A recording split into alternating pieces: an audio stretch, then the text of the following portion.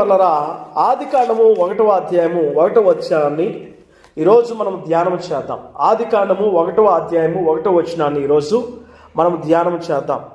ఈ యొక్క ఆదికాండము 1వ అధ్యాయం 1వ వచనమును మనం చదువుకుంటే ఏమని అంటున్నాడంటే, చదవండి ఒకసారి. ఆది అందు దేవుడు భూమి ఆకాశములను సృజించెను. ఆది అందు దేవుడు భూమి ఆకాశములను సృజించెను అంటే ఆది అందు దేవుడు భూమిని ఆకాశములను సృజించెను. దేవునికి స్తోత్రం. ఈ యొక్క విషయాన్ని మనం బాగా గమనిస్తే, ఈ యొక్క ఆదికాండాన్ని మనం చూస్తే ప్రియమైన వాళ్ళరా, ఆదికాండంలో 50 అధ్యాయాలు ఉన్నాయి. ఎన్ని అధ్యాయాలు ఉన్నాయి? 50 అధ్యాయాలు ఉన్నాయి. ఈ యొక్క ఆదికాండాన్ని 2 భాగాలుగా విభజించవచ్చు. ఏంటి అంటే 1వ అధ్యాయం నుంచి 11వ అధ్యాయం వరకు ఒక భాగమని, అలాగే 12వ అధ్యాయం నుంచి 50 వరకు ఒక భాగమని మనము 2 భాగాలుగా విభజించవచ్చు. ఎందుకంటే 1వ అధ్యాయం నుంచి 11వ అధ్యాయం వరకు కూడా మరి సృష్టి క్రమం అయితేనేమి, మానవుల యొక్క విస్తరణ అయితేనేమి, మానవుల యొక్క పాపం అయితేనేమి, మానవుల యొక్క విమోచన అయితేనేమి, అలాగే జలప్రలయం అయితేనేమి, అలాగే మరి అనేక దేశాలకి ప్రజలు చెదిరిపోవడం అయితేనేమి, భాషలు తారుమారు అవడం అయితేనేమి, అనేక భాషలు విస్తరించడం అయితేనేమి, భూమి అంతటికి ప్రజలు విస్తరించి ఆయా దేశాలుగా ఏర్పడడం అయితేనేమి, అన్నీ కూడా 1వ అధ్యాయం నుంచి 11వ అధ్యాయం వరకు జరిగాయి. అయితే 12వ అధ్యాయం నుంచి మనం చూస్తే అబ్రహాము అనబడిన వ్యక్తిని దేవుడు ఏర్పాటు చేసుకున్నట్లు, అబ్రహాము ద్వారా ఇస్సాకును, ఇస్సాకు ద్వారా యాకోబును, యాకోబు ద్వారా యోసేపును దీవించినట్లు మనము 12వ అధ్యాయం నుంచి 50వ అధ్యాయం వరకు మనము చూడగలుగుతాం. ప్రియమైన దేవుని సంగమా, సహోదరి సహోదరులారా, ఈరోజు ఈ యొక్క ఆదికాండం 1వ అధ్యాయం 1వ వచనాన్ని మనము ధ్యానము చేద్దాం. ఈ యొక్క ఆదికాండమును ఎవరు రాశారంటే మోసే రాశారు. ఎవరు రాశారండి? మోసే రాశాడు. ఈ మోసే ఎప్పుడు రాశాడంటే క్రీస్తు పుట్టక మునుపు. ఎవరు పుట్టక మునుపు? యేసయ్య పుట్టక మునుపు, యేసయ్య భూమి మీదకి శరీరధారిగా రాక మునుపు 1500 సంవత్సరంలో, లేకపోతే 1490 నుంచి 1445 సంవత్సర కాలం మధ్యలో ఆయన రాశాడు, యేసుక్రీస్తు పుట్టక మునుపు. అంటే ప్రియమైన వాళ్ళరా, ఈ గ్రంథము రాయబడి ఎన్ని సంవత్సరాలు అవుతుంది? ఇది 2000 సంవత్సరాలు, అది 1500 సంవత్సరాలు. అంటే ఇంచుమించుగా 3500 సంవత్సరాలు అవుతుంది ఈ గ్రంథం రాయబడి. ఈ గ్రంథాన్ని మనం ఇప్పుడు చదువుకుంటే మన కొరకు దేవుడు ఇప్పుడే రాశాడేమో అనిపిస్తుంది. దేవుడి యొక్క గ్రంథాన్ని మనం చదువుతూ ఉంటే అనేక క్రొత్త విషయాలు మనకు తెలుస్తూ ఉంటాయి. ఈ యొక్క గ్రంథములో మనం చూస్తే ఆదికాండము 1వ అధ్యాయం 1వ వచనము క్లియర్గా రాయబడి ఉంది. ఏమనంటే దేవుడు ఏం చేశాడంట? ఆది అందంట దేవుడు భూమిని ఆకాశములను సృజించాడు. ఏం సృజించాడండి? భూమిని సృజించాడు, ఆకాశములను సృజించాడు. దేవుడు భూమిని ఆకాశములను ఎందుకు సృజించాడు? దేవుడు ఆదిలో భూమిని ఆకాశములను ఎందుకు సృజించాడు? ఒకసారి మనం చూద్దాం ప్రియమైన వారు. సామెతలు 16:24. సామెతల గ్రంథము 16:4వ వచనాన్ని చదివితే 16వ అధ్యాయము 4వ వచనం సామెతల గ్రంథం. యెహోవా ప్రతి వస్తువును దాని పని నిమిత్తము కలుగు చేసెను. చాలు ప్రియమైన వాళ్ళరా, యెహోవా అంట, దేవుడు అంటే ఏం చేసినంట? ప్రతి వస్తువును దాని పని నిమిత్తము కలుగు చేసినంట. దేవునికి స్తోత్రం. ప్రియమైన దేవుని సంగమా, గాడ్ క్రియేటెడ్ ఎవ్రీథింగ్. దేని కొరకంట? For himself. దేని కొరకు? ఆయన కొరకు, దాని కొరకు వాటి పని నిమిత్తము దేవుడు తయారు చేశాడు. చూడండి, దేవుడు ఫస్ట్ భూమిని ఆకాశమును సృజించాడని మాట్లాడుతున్నాడు. Heavens and earth. దేవుడు ముందు ఆకాశములను కలుగు చేశాడు, తరువాత భూమిని తయారు చేశాడు. భూమి మీద ఉన్న సమస్తమును నిర్మించాడు దేవుడు. భూమి మీద ఉన్న సమస్తమును సృజించిన తరువాత మంచిదానిగా దీన్ని చూశాడు దేవుడు. ఆకాశం సృజించాడు. ఆకాశంలో ఎన్ని ఆకాశములను దేవుడు సృజించాడు? మొట్టమొదటిగా అంటే 2 ఆకాశములు సృజించాడు. ఎన్ని ఆకాశములు అండి? 2 ఆకాశములు. తరువాత 3వ ఆకాశాన్ని కూడా దేవుడు సృజించడము మనం చూస్తాం తరువాత వచనాలలో. ప్రియమైన దేవుని సంగమా, ఇక్కడ దేవుడు ఆకాశములను సృజించాడు. ఎలాగని మీరు చెప్తున్నారు పాస్టర్ గారు, అయ్యగారు? దేవుడు 3 ఆకాశములను సృజించాడని, దేవుడు మరి ఆకాశము సృజించాడని ఎలా చెప్తున్నారు మీరు అని మనము ఆలోచించినట్లయితే దేవుని వాక్యము సెలవిస్తూ ఉంది. ప్రియమైన వర్లరా, ఒకసారి మనము బైబిల్ గ్రంథంలోనికి వెళ్తే, బైబిల్ గ్రంథాన్ని తెరద్దాం ఒకసారి. 2వ కొరింథీయులకు రాసిన పత్రిక 12వ అధ్యాయము 2వ వచనాన్ని మనం పరిశీలన చేద్దాం. 2వ కొరింథీయులకు రాసిన పత్రిక, క్రీస్తునందున్న ఒక మనుష్యుని నేను ఎరుగుదును, అతడు 14 సంవత్సరముల క్రిందట 3వ ఆకాశమునకు కొనిపోబడెను. ఎక్కడికంట? ఎన్నో ఆకాశంకి అంటే 3 ఆకాశములు ఉన్నాయి. దేవునికి స్తోత్రం. 3 ఆకాశములు ఉన్నాయి. ఆ 3వ ఆకాశంలో ఏం జరుగుతుందో ఒకసారి ఇక్కడ పౌలు మహాభక్తుడు చెప్తున్నాడు. 3వ ఆకాశంలో ఏం జరుగుతుంది, 3వ ఆకాశంలో ఎవరున్నారు, 3వ ఆకాశంలో ఏ పరిస్థితులు ఉన్నాయి అనేవి ఇక్కడ వివరిస్తున్నాడు. ఒకసారి చదువుతాం చూడండి. అక్కడ 3వ ఆకాశమునకు కొనిపోబడెను, అతడు శరీరముతో కొనిపోబడెను నేను ఎరుగను, శరీరము లేక కొనిపోబడినో నేను ఎరుగను, అది దేవునికే తెలియను. ఇప్పుడు మొదటి వచనాన్ని 3వ వచనాన్ని చూద్దాం చూడండి. అట్టి మనుష్యుని నేను ఎరుగుదును, అతడు పరదేశంలోనికి కొనిపోబడి, ఎక్కడ కొనిపోబడ్డాడంట? పరదేశంలోనికి, పరిశుద్ధులు ఉండే స్థలంలోనికి, దేవుడు నివాసం చేసే స్థలంలోనికి, ప్యారడైజ్ లోనికి కొనిపోబడ్డాడు. ఎవరు? అక్కడ ఎవరున్నారు అంటే దేవదూతల సమూహం ఉంది, అక్కడ దేవుడు ఉన్నాడు, పరిశుద్ధుల సమూహం ఉంది, 4 జీవుల సమూహం ఉంది. అక్కడికి ఈ యొక్క మనుష్యుడు కొనిపోబడ్డాడు. ఎవడు ఆయన అంటే పౌలే కొనిపోబడ్డాడు అక్కడికి. ఎందుకో తెలుసా? ఒకరోజు పౌలుని చంపేశారు. ఆ యొక్క గ్రామం వెలుపలికి ఈడ్చుకుని వచ్చేశారు. ప్రియమైన వాళ్ళరా, అయితే పౌలులోనికి దేవుడు శక్తి ఇచ్చిన కొలది పౌలు లేచి నిలబడ్డాడు. అయితే పౌలు చనిపోయినప్పుడు ఆయన ఎక్కడికి వెళ్ళాడంట? 3వ ఆకాశంలోకి వెళ్ళాడు. అక్కడ పరదేశంలోకి వెళ్ళాడు. అక్కడ వసింప సత్యము కాని మాటలను ఆయన వింటున్నాడు. ఒకసారి చదవండి. అక్కడ ఏం జరుగుతుందో ఆ పరలోక రాజ్యంలో అంటే ఆయన అంటున్నాడు, వసింప సత్యము కాని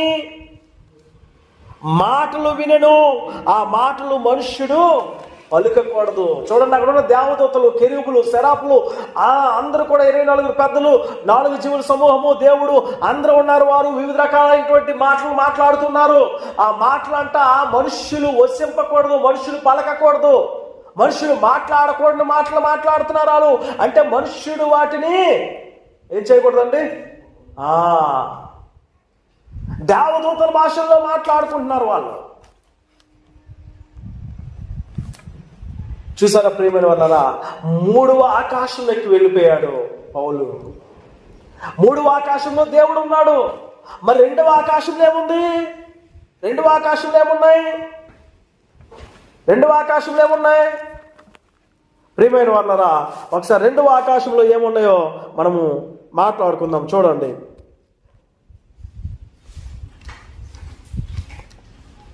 బైబిల్ గ్రంథాన్ని తెద్దాం.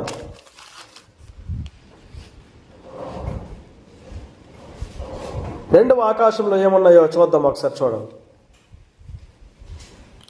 కీర్తన గ్రంథము 19వ కీర్తన 1వ వచనం చదువుకుందాం. కీర్తన గ్రంథము 19వ కీర్తన 1వ వచనం చదువుకుందాం. ఆకాశములు దేవుని మహిమను వివరించుచున్నవి, అంతరిక్షము ఆయన చేతి పనిని ప్రచురపరుచుచున్నది. దేవునికి స్తోత్రం. హల్లెలూయా, హల్లెలూయా.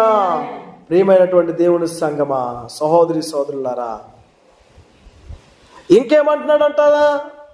చూడండి, ఆదికాండము 15వ అధ్యాయము 5వ వచనం ఏమంటున్నాడు అక్కడ? ఆయన వెలుపలికి అతనిని తీసుకుని వచ్చి, ఎవరిని? అబ్రహామును తీసుకుని వచ్చి, నీవు ఆకాశం వైపు తేరు చూచి నక్షత్రములను లెక్కించుము, నీ చేతనైతే లెక్కించుమని చెప్పి దేవుడు ఏమంటున్నాడంటే, అబ్రహామా ఇదిగో ఈ నక్షత్రాలను లెక్కించు, ఆకాశం వైపు చూపించి అంటున్నాడు. అది ఎన్నో ఆకాశం అంటే రెండవ ఆకాశము ప్రియమైన వాళ్ళరా. రెండవ ఆకాశంలో ఏమున్నాయంటే సూర్యుడిని, చంద్రుడిని, నక్షత్రాలను సమస్తమును దేవుడు ఏర్పాటు చేశాడు. ఇంకా మనం కీర్తనలు 8వ కీర్తన 3వ వచనం చదివితే, నీ చేతి పని అయినా నీ యొక్క ఆకాశములను నీవు కలుగు చేసిన చంద్ర నక్షత్రములు నేను చూడగా అని రాస్తాడు అక్కడ. చూసారా, ఆకాశం ఏమున్నాయి? సూర్య చంద్ర నక్షత్రాలు ఉన్నాయి. అవి దేవుడు అమర్చాడు, దేవుడు చేతి పని అది. 3వ ఆకాశం చూసాం. 3వ ఆకాశంలో దేవుడు ఉన్నాడు, దేవదూతలు ఉన్నారు. అక్కడికి పౌలు వెళ్ళాడు. మరలా ఆ యొక్క 3వ ఆకాశంలోనే మనం చూస్తే ప్రియమైన వాళ్ళరా, ద్వితీయోపదేశ కాండము 11వ అధ్యాయం 12వ వచనం ఏమంటున్నాడు? ద్వితీయోపదేశ కాండము అది కాదులండి, 3వ ఆకాశాన్ని మనం చూస్తే చూడండి, కీర్తన 33:13 వచనంలో ఏమంటున్నాడు ఒకసారి చూద్దాం.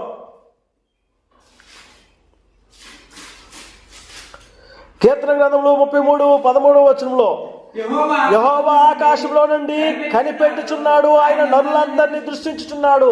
ఎక్కడి నుంచి అంట? ఆకాశం నుంచి. 3వ ఆకాశం నుంచి నరులందరినీ కూడా ఆయన ఏం చేస్తున్నాడండి? చూచుచున్నాడు, దృష్టించుచున్నాడు. ప్రియమైన దేవుని సంగమా, అదేవిధంగా ప్రియమైన దేవుని సంగమా, సహోదరి సహోదరులారా, 1వ రాజులు 8:27 వచనంలో మనం చూస్తే ఏమంటున్నాడో మనకు అక్కడ కూడా దేవుని యొక్క వాక్యం సెలవిస్తూ ఉంది. 1వ రాజులు 8:27 వచనం,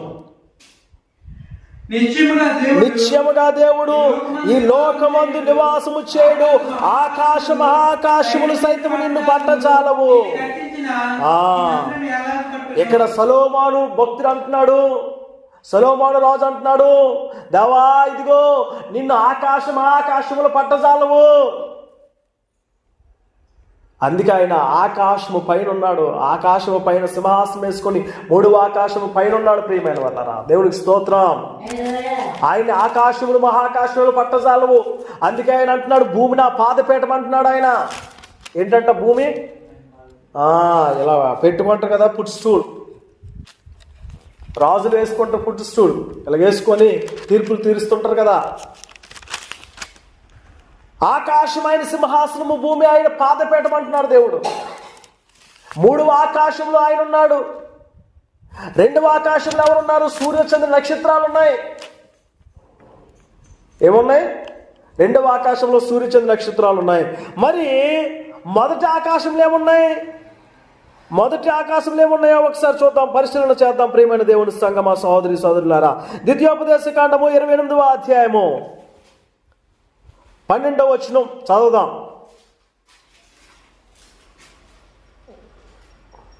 యెహోవా ఈ దేశం మీద వర్షము దాని కాలమందు కురిపించుటకును, నీవు చేయి కార్యమంతటిని ఆశీర్వదించుటకును, ఆకాశమున తన మంచి ధననిధిని తెరుచును. దేవునికి స్తోత్రం. నీ దేశము మీద వర్షము దాని కాలమందు కురిపించుటకును, నీవు చేయి కార్యమంతటిని ఆశీర్వదించుటకును, ఆకాశము అను తన మంచి ధననిధిని తెరుచును. అలా అదేవిధంగా ఆయన అంటున్నాడు ద్వితీయోపదేశ కాండము 11వ అధ్యాయము 12వ వచనము. ద్వితీయోపదేశ కాండము 11వ అధ్యాయం 12వ వచనంలో ఏమంటున్నాడంటే, ఆకాశ వర్ష జలములు మేఘములు ఉన్న ఆకాశం అని మాట్లాడుతున్నాడు. ఒకసారి చదువుతాడు. ఆది ఆకాశ వర్ష జలము త్రాగును, అది ఆకాశ వర్ష జలములు త్రాగును, అది నీ దేవుడైన యెహోవా.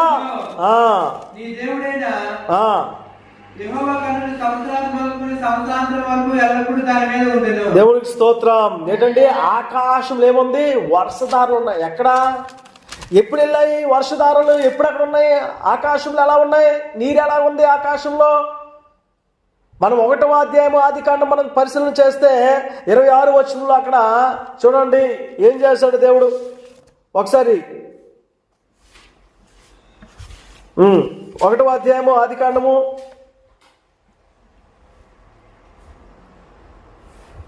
1వ అధ్యాయం ఆదికాండము 6వ వచనం చూద్దాం. దేవుడు జలముల మధ్యన ఒక నివాసమును కలుగు చేసి ఆ జలములను ఈ జలములను వేరుపరచును గాకని పలికెను. దేవుడు ఆ విశాలము చేసి విశాలము క్రింద జలములను విశాలము మీద జలములను వేరుపరపగా ఆ ప్రకారం ఆయన. దేవునికి స్తోత్రం. చూడండి, ఆకాశము క్రింద జలములు అంట, ఆకాశము పై జలములు. దేవుడు జలములను ఎక్కడ దాచాడు? ఆకాశం. అందుకే నోవాహ దినములలో 40 దినములు ఏం చేయబడ్డాయండి? ఆకాశమందు తూములు విప్పబడ్డాయి. ఆ తూములు విప్పబడినప్పుడు నీరంతా కూడా భూమి మీదకి వచ్చింది కనుకనే భూమి అంతా కూడా మరలా నాశనం అయిపోయింది. అంటే ఆకాశమందు దేవుడు ఏం దాచాడు? మొదటి ఆకాశంలో దేవుడు ఏం దాచాడు అంటే ప్రియమైన వాళ్ళరా, నీటిని దాచాడు. ఏం దాచాడు? నీటిని దాచాడు ఆయన. నీటిని దాచి అవి ఎప్పుడు మన కొరకు కావాలో అప్పుడు ఆయన వర్షముగా ఇస్తున్నాడు. మనకు ఎప్పుడు కావాలో ఆ సమయాల్లో ఒకవేళ దేవుడికి వ్యతిరేకమైన పనులు చేసినప్పుడు వాటిని జలధారలుగా భూమి మీదకి రప్పిస్తున్నాడు. వాటి చేత అనేక మందికి బుద్ధి చెప్తున్నాడు. ప్రియమైన వాళ్ళరా, అలనాడు నోవాహ దినముల్లో కూడా దేవుడు ఏం చేశాడంటే 40 దినములు జల ప్రళయాన్ని రప్పించినప్పుడు వర్షధారలను ఆ తూములను దేవుడు విప్పి భూమి మీదకి నీటిని పంపించాడు. అంటే మొదటి ఆకాశంలో ఏమున్నాయంటే నీటిని దాచిపెట్టాడు ఆయన. మొదటి ఆకాశము వాతావరణముగా మనకి భూమికి అనుకూలమైనటువంటి వాతావరణంగా క్రియేట్ చేశాడు దేవుడి యొక్క మొదటి ఆకాశాన్ని. మొదటి ఆకాశంలో మేఘములను ఉంచాడు. మొదటి ఆకాశంలో నీటిని ఉంచాడు. మొదటి ఆకాశంలో ప్రియమైన వాళ్ళరా, మొదటి ఆకాశం వరకు మనకి సరిపడే గాలిని ఉంచాడు ఆయన. చూడండి, 3 ఆకాశములను దేవుడు చేశాడు. మొదటి ఆకాశంలో మనకు కావలసిన వాతావరణమును అనుకూలంగా ఉంచాడు ఆయన. మనం చదువుకుంటాం చిన్నప్పుడు స్ట్రాటో ఆవరణము, ట్రోపో ఆవరణము, అయిన ఆవరణం అని. మనకు అనుకూలంగా ఉండే ఆవరణం స్ట్రాటో ఆవరణం. తర్వాత ట్రోపో ఆవరణంలో ఏం ప్రయాణిస్తాయి? విమానాలు. అయిన ఆవరణంలో ఏం ప్రయాణిస్తాయి? రాకెట్లు. ఎందుకు అంటే అక్కడక్కడ గాలి ఉండదు. ప్రియమైన వాళ్ళ మనకు అనుకూలంగా ఉండే ఆకాశాన్ని దేవుడు తరువాత ఏర్పాటు చేశాడు. ఆకాశంలో ఏం దాచాడంటే నీటిని జలధారలు ఉంచాడు దేవుడు. అందుకని వర్ష రూపంలో మనకు పంపిస్తున్నాడు. మనకు కావలసిన సమయంలో సమస్తమును మనకు అనుగ్రహిస్తున్నాడు. ప్రియమైన వాళ్ళరా, అది మంచి ధననిధి అంటున్నాడు. ఇంకా మనము ఆ యొక్క మొదటి ఆకాశం గురించి మనం మాట్లాడుకుంటే యెషయా గ్రంథము 55వ అధ్యాయము 10వ వచనం, వర్షమును హిమమును ఆకాశం నుండి వచ్చి అక్కడికి ఎలాగు మరలక భూమిని తడుపును. చూసారా, ఆకాశం నుండి ఏమొస్తుంది? వర్షం వస్తుంది, మంచు వస్తుంది, అది భూమిని అంట తడుపుతుందంట. ప్రియమైన దేవుడి సంగమా, ఎందుకు అక్కడి నుంచి వస్తుందంటే దేవుడు దానిని దాచాడు, నీటిని దాచాడు అక్కడ. 1వ రాజులు 8:35 వచనం చదువుదాం. 1వ రాజులు 8:35 వచనం.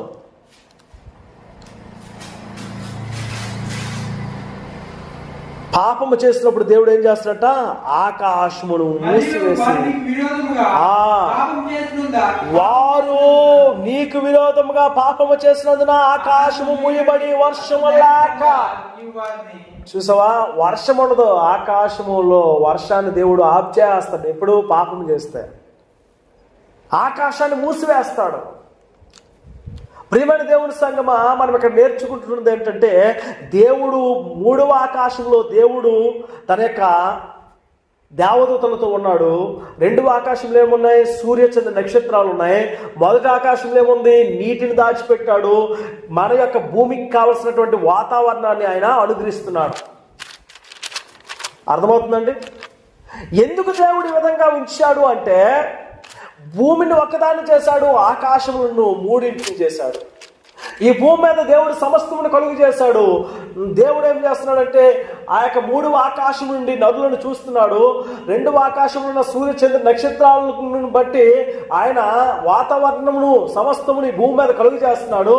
రోజులు, దిన సంవత్సరములు జరుగుతున్నాయంటే కారణము ఆకాశం అందున్నటువంటి 2వ ఆకాశం అందున్నటువంటి సూర్యచంద్ర నక్షత్రాలను బట్టి. అర్థమవుతుందండి? ఈరోజు జరిగింది, రేపు జరుగుతుంది, ఎల్లుండి జరుగుతుంది, సంవత్సరం జరుగుతుంది, నెలలు జరిగిపోతున్నాయి, ఇవన్నీ జరుగుతున్నాయంటే ఆకాశము 2వ ఆకాశం అందు ఉన్నటువంటి సూర్యుని బట్టి, చంద్రుని బట్టి, నక్షత్రాలను బట్టే దేవుడు చేస్తూ ఉన్నాడు. ప్రియమైన వాళ్ళరా, దేవుడు ఎందుకు చేశాడు అంటే, మనం సామెతల గ్రంథం 16వ అధ్యాయం 4వ వచనం చదువుకున్నాం. దేవుడు దాని పనిని బట్టి వాటిని నియమించాడు. ప్రతి దానికి పనిని నియమించాడు దేవుడు. సూర్యుడు ఏం చేయాలి? సూర్యుడికి ఏం పని అప్పచెప్పబడింది? నువ్వు వెలుగివ్వాలి, నువ్వు వేడినివ్వాలి. చంద్రుడికి ఏం పని అప్పచెప్పబడింది? నక్షత్రాలకు ఏం అప్పచెప్పబడింది? నువ్వు మాసములను, దినములను, నెలలను, సంవత్సరాలను తెలియచేయాలి. చూసారా, వాళ్ళకి ఇవ్వవలసినటువంటి బాధ్యతలు వాళ్ళకి ఇచ్చేశాడు దేవుడు. ఆకాశం ఉంచబడిన తూములను, నీటిని ఏం చేశాడు? వాటికి కూడా బాధ్యతలు ఇచ్చాడు.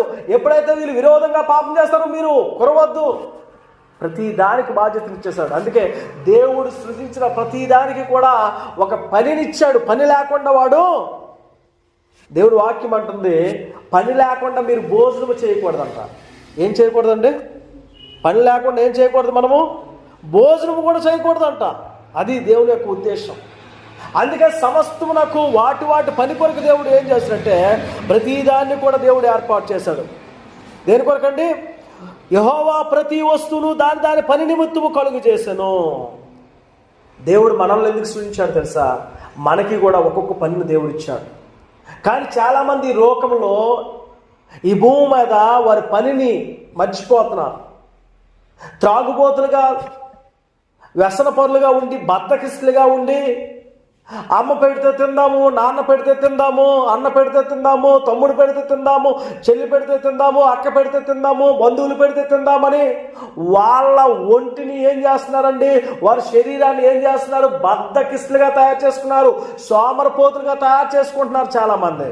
కానీ దేవుడు అంటున్నాడు, ప్రతి దానికి కూడా దాని పనిని ఆయన ఇచ్చాడు. ప్రతిదాన్ని ఎందుకు కలుగు చేశాడంటే, వాటికి ఒక పనిని దేవుడు ఏర్పాటు చేశాడు. ఆ పనిని చెయ్యాలి. ఈరోజు మనము సృజింపబడ్డామంటే, తల్లి గర్భంలో నుంచి బయటకు వచ్చామంటే, దేవుడు మన కొరకు ఒక పనిని ఏర్పాటు చేశాడు. ఆ పని ఏంటో మనం గ్రహించి దాన్ని తెలుసుకొని ఆ పని మనం చేయగలగాలి. నా పని ఏంటి? దేవుడు నాకు ఏ పని అప్పచెప్పాడు భూమి మీద అంటే, నేను తల్లి గర్భంలో నుంచి బయటకు వచ్చాను కనుక నాకు దేవుడు ఏ పని అప్పచెప్పాడంటే, ఇదిగో అనేకులకు నువ్వు సువార్తను ప్రకటించు, అనేకులను నువ్వు రక్షించు, అనేకులను సంఘంలోనికి తీసుకురా, అనేకులకు వాక్యాన్ని బోధించు, అనేకుల్ని మంచి మార్గంలో, నా యొక్క మార్గంలో నడిపించాలని దేవుడు నాకు పని అప్పచెప్పాడు. ఆ దేవుడు మార్గంలో నడిపించాలి. అది నా పని, అది నా బాధ్యత. నేను మరణించినంత వరకు కూడా ఈ పనిని చెయ్యాలి. మరణించినంత వరకు కూడా ఈ పనినే నేను నిర్వర్తించాలి. ఇది నా బాధ్యత. ప్రియమైన దేవుని సంగమా, మరి మీకు ఏ పని ఇవ్వబడిందో, మీకు ఏ బాధ్యత ఇవ్వబడిందో దానిని మీరు ఏం చేయాలి? గ్రహించాలి. దానిని మీరు ఎరగాలి. దానిని మరి తెలుసుకోవాలి. తెలుసుకొని ఏం చేయాలి? ఆ పనిని బట్టి మీరు పని చేయాలి. చూడండి, చక్కగా యోబు గ్రంథం 15వ అధ్యాయంలో 14వ అధ్యాయంలో ఈ మాటలు అంటున్నాడు. ఒకసారి చదువుదాం చూడండి. యోబు గ్రంథము 14వ అధ్యాయంలో దేవుడు ఏమని అంటున్నాడంటే, మనందరికీ పని బాధ్యతను అప్పచెప్పాడని మరలా అక్కడ తెలియపరుస్తున్నాడు. ఒకసారి చూడండి, 14వ అధ్యాయము 5వ వచనంలో, నరుల ఆయుష్కాలము పరిమితి కలది, వారి నెలల సంఖ్య నీకు తెలిసే ఉన్నది. చూడండి, నరుల యొక్క ఆయుష్కాలం ఎంత అంట? పరిమితి ఉంది. దానికి ఒక పరిమాణం ఉంది. ఇన్ని సంవత్సరాలు ఉండాలరా, ఇన్ని నెలలు ఉండాలరా, ఇన్ని వారాలు ఉండాలరా, ఇన్ని గంటలు ఉండాలరా అని దేవుడు ఎప్పుడో నిర్ణయించేశాడు. అందుకే ఆయన అంటున్నాడు, నరుని ఆయుష్కాలము పరిమితి కలది, వారి నెలల సంఖ్య నీకు తెలిసే ఉన్నాయి. ఇంకేమంటున్నాడు ఆయన? మెంచజాలని వయ పరిమాణము నీవు వారికి నియమించి ఉన్నావు. వయస్సు యొక్క పరిమాణాన్ని కూడా ఆయన నియమించున్నాడట. ఎంత? మెంచజాలని. ఒకరోజు అటు కాదు, ఒకరోజు ఇటు కాదు, ఒక సంవత్సరం అటు కాదు, ఒక సంవత్సరం ఇటు కాదు, ఒక నెల అటు కాదు, ఒక నెల ఇటు కాదు. నువ్వు ఏ నెలలో నీ పని పూర్తి చేయబడాలో కూడా నిర్ణయించేశాడు దేవుడు. నువ్వెంతవరకు భూమి మీద ఉండాలో, నువ్వెంతవరకు పని చేయాలో దేవుడు నిర్ణయించేశాడు. మనకు ఒక పనిని ఇచ్చాడు. ఆ పనిని మనం ఎంతవరకు చేయాలో కూడా దేవుడు నిర్ణయించేశాడు. ప్రియమైన దేవుడి సంగమా, చూసారా మన పని ఏంటి? ఎప్పుడైనా మనం గ్రహించామా? మన పని ఏంటో మనం ఎప్పుడైనా గ్రహించామా? మనల్ని దేవుడు తల్లి గర్భంతో ఈ లోకానికి ఎందుకు తీసుకుని వచ్చాడో ఎప్పుడైనా ఆలోచించామా? ఇంకా ఏమంటున్నాడు చూడండి, కూలివారి వలె తమకు నియమింపబడిన పనిని వారు ముగించు వరకు. ఏంటండి? మన పని మనం ముగించే వరకు దేవుడు మన వైపు చూడడం. మన పని మనం చేసిన తర్వాత, రే నీ పని అయిపోయింది, నువ్వు వచ్చే, నరులారా తిరిగి రండి. ఏమంటున్నాడంటే, నరులారా తిరిగి రండి, వచ్చేయండి అంటున్నాడు. ఎప్పుడంటే మన పని ముగించే వరకు ఎక్కడే దేవుడు మనం ఉంచుతాడు. నీ పని అయిపోయిందా, వచ్చేనన్నా, ఇంకా నీ పని అయిపోయింది, నీ యొక్క గడువు అయిపోయింది, నీ దినములు అయిపోయి. కూలోళ్ళు ఏం చేస్తాం, వెళ్ళి ఉదయాన్నే వెళ్తారు, సాయంత్రము మళ్ళీ వాళ్ళ సమయం అయిపోయేసరికి వచ్చేస్తారు కదా. అంటే వాళ్ళ పని అయిపోయిన తర్వాత వాళ్ళు వచ్చేస్తారు. అలాగే మనము కూడా పనివారి వలె ఇక్కడికి వచ్చినాం. మన పని ఏంటో మనం ఇక్కడ చేసుకొని మన పని ముగించిన తర్వాత మనం వెళ్ళిపోవాలి. కనుక దేవుడు ప్రతిదాన్ని కూడా దాని పని నిమిత్తం చేశాడు. మరి మనం గుర్తెరుగుతున్నామా మన పని? దేవుడు మనల్ని ఎందుకు పంపించాడు ఈ భూమి మీదకి ఎరుగుతున్నామా, గ్రహిస్తున్నామా, ఆ విధంగా చేస్తున్నామా? లేదు, మన సొంత ఆలోచనలో మన సొంత ప్రయత్నాలు చేస్తున్నాం, మన సొంత పనులు చేస్తున్నాం. ఒక్కరోజైనా దేవా నా తల్లి గర్భంలో ఈ లోకానికి ఎందుకు పంపించావయ్యా, నేను ఏ పని చేయడానికి పంపించావు, నేను ఏ కార్యం చేయాలి, ఇక్కడ నేను చనిపోయేలేపు నాకు అప్పచెప్పబడిన పని ఏంటో నేను తెలుసుకుని దాన్ని చేయాలనుకుంటున్నాను, నాకు తెలియపరచేయాలి. ఒక్కరోజైనా మనము అడిగామా దేవుడిని? ఒక్కరోజైనా దేవుడి యొక్క సన్నిధిలో మోకరించగలిగామా? ఏదో మన సొంత నిర్ణయాలు మనం తీసుకొని, సొంత ఆలోచనలు మనం తీసుకొని మనం ముందుకు వెళ్తూ ఉంటాం ప్రియమైన దేవుడి సంగమా. కానీ దేవుడు అంటున్నాడు, ఏమంటున్నాడంటే, ప్రతి వాడికి కూడా ఒక పని అప్పచెప్పబడింది. ప్రతి వ్యక్తికి, స్త్రీ అని భేదం లేదు, పురుషుడు అని భేదం లేదు, అందరికీ కూడా వానికి పని కల్పింపబడింది. జంతువులకని లేదు, పక్షులకని లేదు, ప్రతి దానికి, పాకు పురుగుతో సహా ప్రతి దానికి పని ఇవ్వబడింది ప్రియమైన వాళ్ళరా. ఆకాశము కనిపించే ఆకాశమందుల నక్షత్రాలకు పని అప్పచెప్పబడింది, సూర్యుడికి పని అప్పచెప్పబడింది, చంద్రుడికి పని అప్పచెప్పబడింది. ప్రతి దానికి కూడా, ప్రతి గ్రహానికి కూడా పని అప్పచెప్పబడింది. భూమికి కూడా పని అప్పచెప్పబడింది. భూమికి కూడా ఏముంది? పరిమితి ఉంది, కాల పరిమితి ఉంది. ఇదిగో కొత్త ఆకాశమును క్రొత్త భూమిని నేను సృజిస్తానని చెప్పడం లేదా? ప్రకటన గ్రంథం 21వ అధ్యాయంలో ఏమంటున్నాడంటే, ఇదిగో నేను క్రొత్త ఆకాశంలో క్రొత్త భూమిని చేస్తాను అంటున్నాడు. అంటే దీనికి కూడా పాత ఆకాశము పాత భూమి గతించిపోతుంది.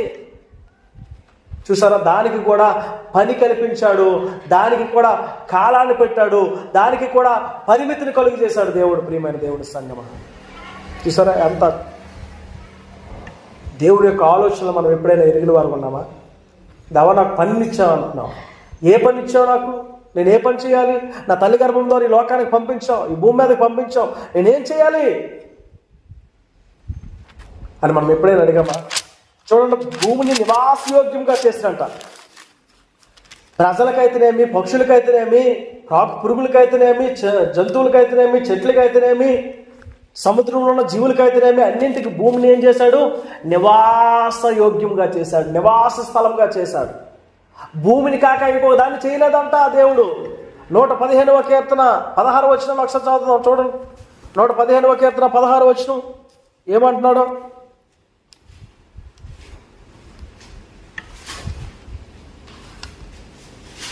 తీయండి త్వరగా. ఆకాశములు యెహోవా వశము, భూమిని ఆయన నరులకు ఇచ్చి ఉన్నాడు. భూమిని ఎవరికి ఇచ్చాడంట? నరులకు ఇచ్చాడు. నివాసయోగ్యంగా దేవుడు ఉంచాడు. దీన్ని ఏం చేశాడండి? నివాసయోగ్యంగా దేవుడు భూమిని మనందరికి అనుగ్రహించాడండి. ప్రియమైన దేవుడి సంగమా,